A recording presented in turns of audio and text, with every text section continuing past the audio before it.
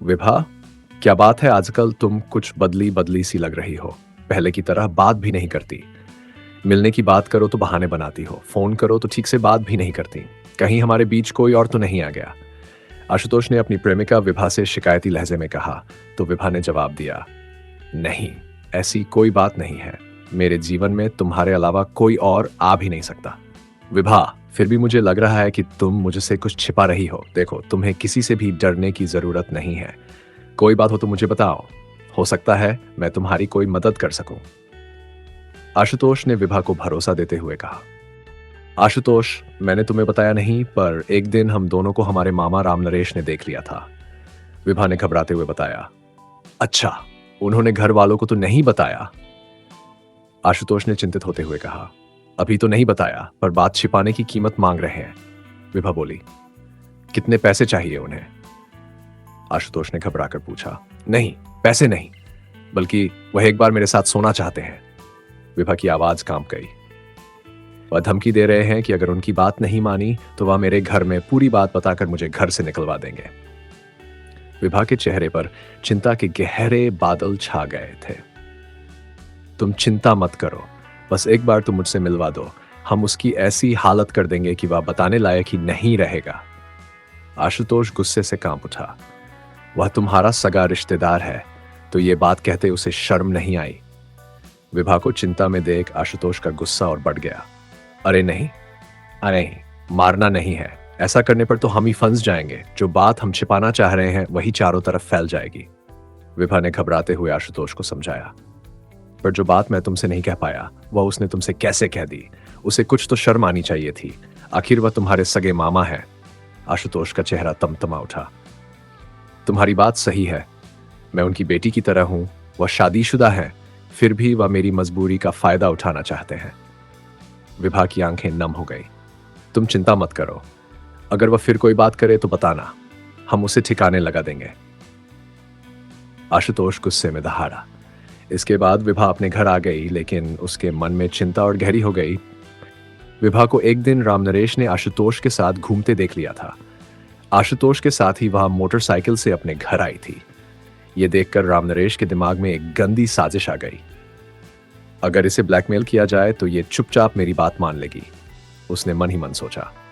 चूंकि ये खुद ही ऐसी है, इसलिए ये बात किसी से बताएगी भी नहीं। जब राम नरेश ने यह बात विभा से कही तो वह सन्न रह गई। उसकी सांसें थम गईं, उसके होंठ कांपने लगे, पर वह कुछ नहीं बोल पाई। राम नरेश ने विभा से एक दिन फिर कहा, विभा, तुम्हें मैं सोचने का मौका दे रहा हूं। अगर तुमने मेरी बात नहीं मानी तो घर में तुम्हारा भंडा फोड़ कर दूंगा। वह ठिठक कर रुका और फिर जहरीली मुस्कान के साथ बोला, तुम तो जानती ही हो कि तुम्हारे माँ बाप कितने गुस्से वाले हैं। मैं उनसे ये बात कहूंगा तो मेरी बात पर उन्हें पक्का यकीन हो जाएगा। बिना कुछ सोचे समझे ही वे तुम्हें घर से निकाल देंगे। तब कहां जाओगी तुम? विभा की आंखें डर से फैल गईं, उसके होंठ सूख गए। राम नरेश उसकी घबराहट को देखकर मजा लेता हुआ वहां से चला गया। समस्या गंभीर होती जा रही थी। विभा सोच रही थी, हो सकता है मेरे मामा के मन से यह भूत उतर गया हो, शायद दोबारा वह मुझसे यह बात न कहें। यही सोचकर वह चुप थी।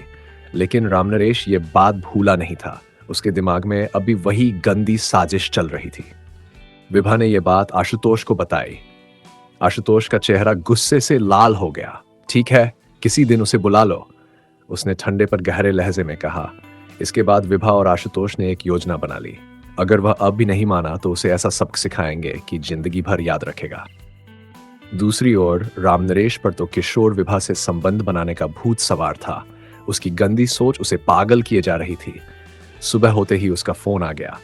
फोन की स्क्रीन पर मामा का आम चमकते ही विभा का दिल जोर जोर से धड़कने लगा। अब यह मानेगा नहीं, अब इसे सबक सिखाना ही पड़ेगा, उसने मन ही मन सोचा। आशुतोष की योजना पर काम करने का वक्त आ गया था। खुद को संभालते हुए उसने धीमे पर ठहरते हुए फोन रिसीव किया और कहा, मामा जी, आप कल रात आइए, आप जैसा कहेंगे मैं करने को तैयार हूं। अगली रात राम नरेश ने 8 बजे अपनी पत्नी को बताया, दोस्त के घर पार्टी है, मैं वहीं जा रहा हूं। राम नरेश रात 11 बजे तक भी घर नहीं लौटा तो पत्नी ने उसे फोन किया, लेकिन उसका फोन बंद था। उसने सोचा, हो सकता है ज्यादा रात हो गई होगी, इसलिए वह वहीं रुक गए होंगे, सुबह आ जाएंगे। अगली सुबह किसी ने फोन करके रामनरेश की पत्नी को बताया रामनरेश का शव गांव के पास फार्म हाउस के नजदीक पड़ा है। यह खबर मिलते ही वह दौड़ती हुई वहां पहुंची तो देखा उसके पति की लाश वहीं पड़ी थी। सूचना मिलते ही पुलिस भी मौके पर पहुंच गई। पुलिस ने जरूरी कार्रवाई करते हुए लाश को पोस्टमार्टम के लिए भेज दिया और रामनरेश की पत्नी की तहरीर पर अज्ञात लोगों के खिलाफ मुकदमा दर्ज कर लिया।